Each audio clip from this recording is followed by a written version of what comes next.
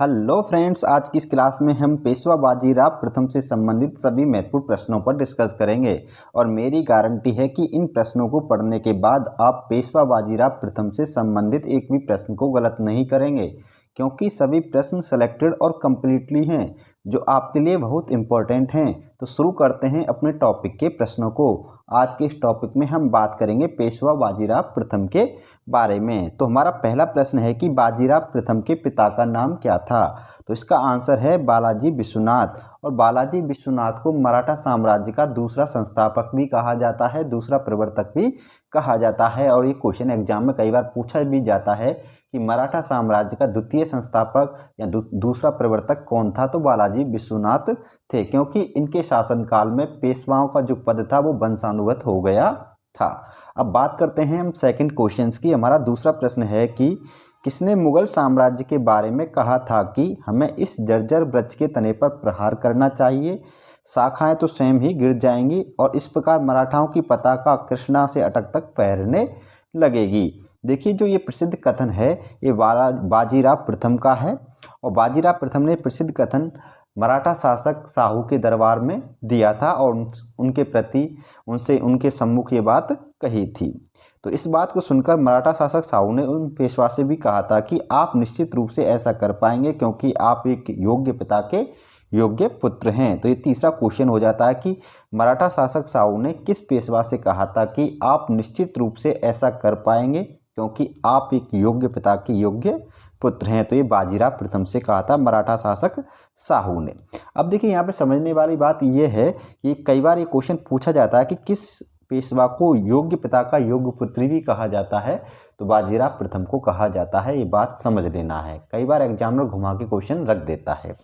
ठीक है, ये थे तीन क्वेश्चंस। बात करते हैं हम नेक्स्ट अगले क्वेश्चंस की कि किस पेशवा को यानी किसे लड़ाकू पेशवा के नाम से भी जाना जाता है। तो बाजीराव प्रथम को लड़ाकू पेशवा के नाम से भी जाना जाता है। इंपॉर्टेंट पॉइंट्स है ये।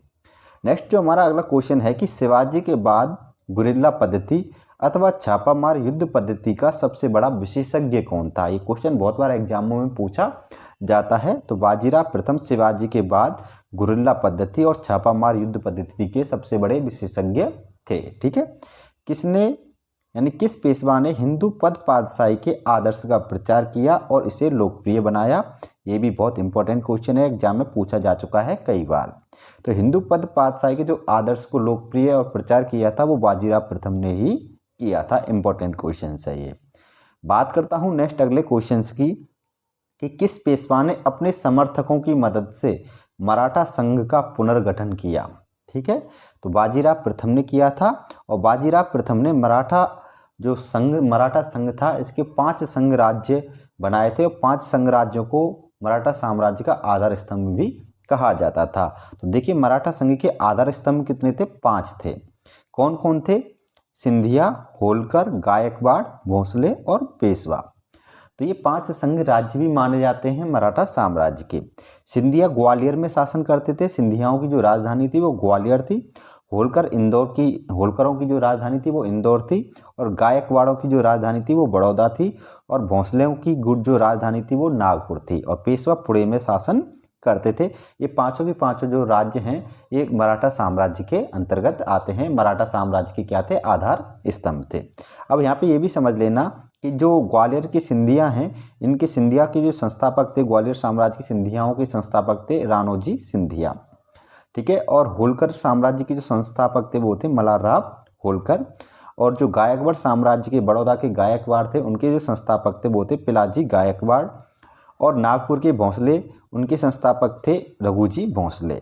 और पुणे के संस्थापक बालाजी विश्वनाथ माने जाते हैं वास्तविक रूप से। वैसे पेशवा तो शुरू से चले आ रहे थे। ठीक है, बालाजी विश्वनाथ के समय में जो पेशवा का पद था वो क्या हो गया था? वंशानुगत हो गया था। तो ये बात सभी को आपको नोट कर लेनी है। इंपॉर्टेंट पॉइंट है सारे की सारे। क्लियर। अब बात करता हूँ नेक्स्ट अगले क्वेश्चंस की कि बाजीराव प्रथम की महत्वपूर्ण उपलब्धि क्या मानी जाती है। देखिए, बुंदेलखंड की विजय बाजीराव प्रथम की सबसे इंपॉर्टेंट उपलब्धि मानी जाती है जो 1729 ईस्वी में की गई थी। और इसी विजय के आधार पर यानी इसी विजय के ऊपर बाजीराव मस्तानी नाम से मूवी भी बनी है, उसमें आप इस पूरे घटनाक्रम को अच्छे से देख सकते हैं। देखिए बुंदेलखंड था, बुंदेलखंड के राजा थे छत्रसाल, और उनके राज्य पर मुगल इलाहाबाद का एक मुगल सूबेदार थे मोहम्मद खां बंगस ने आक्रमण किया। ठीक है, और तो बाजीराव प्रथम ने बुंदेलखंड के जो शासक छत्रसाल को मुगलों से स्वतंत्र कराया था। उन्होंने मोहम्मद खां बंगस को हराकर और बुंदेलखंड की जो मुगल मोहम्मद खां बंगस ने घेराबंदी कर रखी थी उसको समाप्त किया था।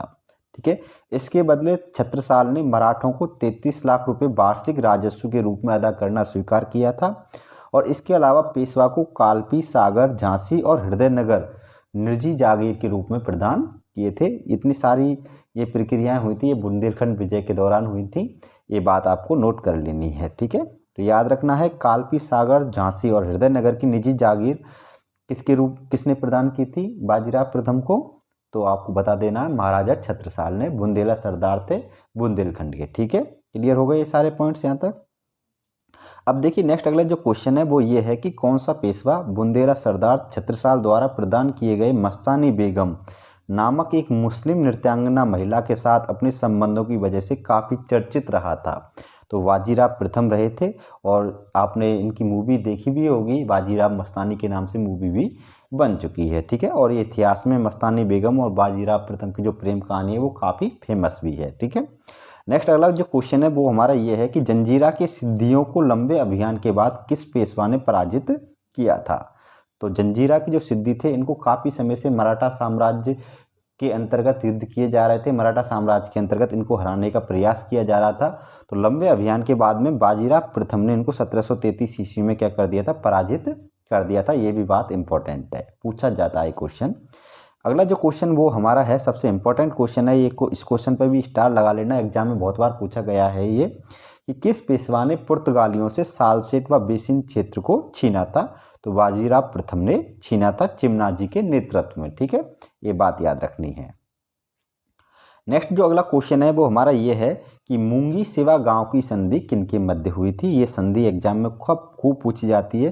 देखिए इतिहास से संबंधित जितने भी क्वेश्चंस हैं सभी इंपॉर्टेंट मैं आपको यहाँ बता रहा हूँ, एक बात यहाँ पे नोट कर लेना अच्छे से, और कम्प्लीटली ही बताऊँगा। अगर आपको ये वीडियो अच्छी लगे तो कमेंट में हमें अवश्य बताना कि इस प्रकार की वीडियो आपको चाहिए या नहीं चाहिए। ठीक है, तो याद रखना अगर आपको पसंद आती तो इस प्रकार की वीडियो मैं प्रत्येक टॉपिक वाइज बना दूंगा आपके लिए। ठीक है, देखिए मूंगी सेवा गांव की जो संधि है वो हैदराबाद की निजामुल मुल्क आसफ जा एवं बाजीराव प्रथम के मध्य हुई थी। ठीक है, तो ये हैदराबाद के निजाम थे, निजामुल मुल्क आसफ शाह और बाजीराव प्रथम। ठीक है, इसकी स्टोरी भी आपको बाजीराव मस्तानी नामक मूवी में देखने को मिल जाएगी। ठीक है, तो ये इंपॉर्टेंट पॉइंट है मूंगी सेवा गांव की संधि। अब इस संधि के तहत क्या हुआ, निजामुल मुल्क आसफ शाह ने साहू को चौथवा सरदेश मुखी देना स्वीकार कर लिया था, संभाजी को सहायता ना देने का वचन भी दिया था, और मराठों से जितने भी इन्होंने प्रदेश जीते थे उन प्रदेशों को जीते हुए प्रदेशों को इन्होंने वापस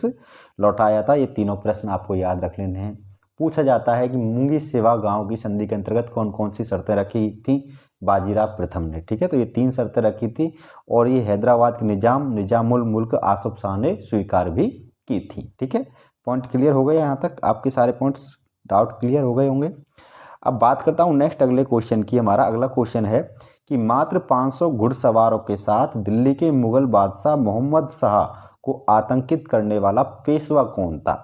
ठीक है, तो बाजीराव प्रथम थे, इन्होंने मात्र 500 घुड़सवारों के साथ दिल्ली पर आक्रमण किया, और दिल्ली के जो शहंशाह थे मोहम्मद शाह उनको क्या कर दिया, काफ़ी डरा दिया था, आतंकित कर दिया था। ठीक है, ये याद रखना इंपॉर्टेंट क्वेश्चन है, ये एग्जाम में पूछा भी जाता है। नेक्स्ट अगला क्वेश्चन है कि बाजीराव प्रथम की मृत्यु किस स्थान पर हुई थी। इंपॉर्टेंट क्वेश्चन है, ये पूछा जाता है स्थान। तो इनकी मृत्यु 1740 ईस्वी में हुई थी, और नर्मदा नदी के तट पर हुई थी। ये नदी भी पूछी जाती है, किस नदी के किनारे हुई थी, और रावेड़ नामक स्थान पर हुई थी। ये बात याद रखना है, तीनों बातें याद रखनी है एग्जाम के लिए। नेक्स्ट अगला जो क्वेश्चन हमारा है कि शिवाजी के राष्ट्र ने उसके बाद सबसे बड़े व्यक्तित्व बाजीराव प्रथम को जन्म दिया, पर उनके जीवन की सबसे बड़ी विफलता क्या थी। तो देखिए बाजीराव प्रथम के जीवन की सबसे बड़ी विफलता थी कि मराठा मंडल के संघ राज्य का सद्भावपूर्ण सहयोग प्राप्त करने में उनकी विफलता। इन्होंने मराठा संघ का पुनर्गठन तो कर दिया, 5 आधारभूत स्तंभ थे, लेकिन उनका सद्भावपूर्ण सहयोग उनको प्राप्त नहीं हुआ और यही इनके जीवन की क्या थी, सबसे बड़ी विफलता थी। और ये क्वेश्चन यूपीएससी की एग्जाम्स में पूछा भी गया है, इंपॉर्टेंट पॉइंट्स है। ये थे हमारे बाजीराव प्रथम से संबंधित सभी इंपॉर्टेंट प्रश्न। वीडियो अच्छी लगी होगी आपको, मैं आशा करता हूँ।